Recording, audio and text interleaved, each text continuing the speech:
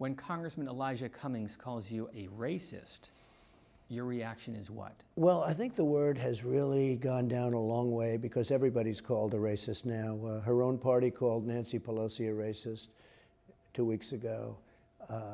The word is so overused, it's such a disgrace. And I can tell you, I'm the least racist person there is in the world, as far as I'm concerned.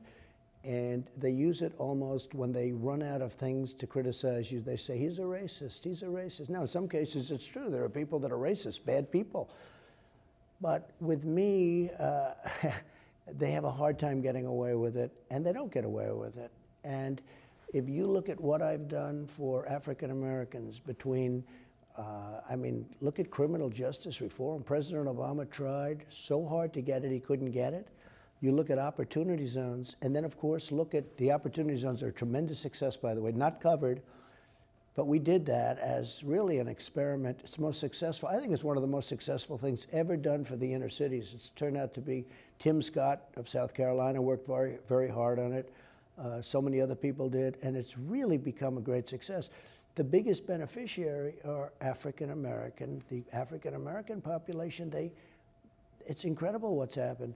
But between that criminal justice reform, and then, of course, the biggest thing is the lowest unemployment rate in the history of this country for African Americans. Lowest in the history by far. It's not even close.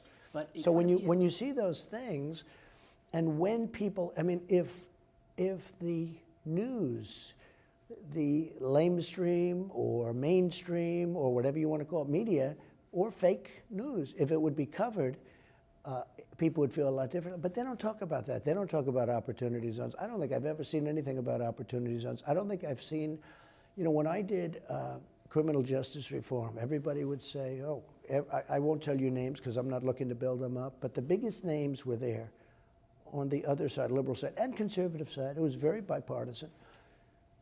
But they don't even talk about it anymore. If somebody else did it, if President Obama did criminal justice reform, which is so good for the African Americans, so good, so important, letting Alice out, getting she had 28 years left to serve. Mm-hmm. Jack Johnson, who was so unjustly convicted, the great heavyweight champion from the early 1900s. So many things we've done.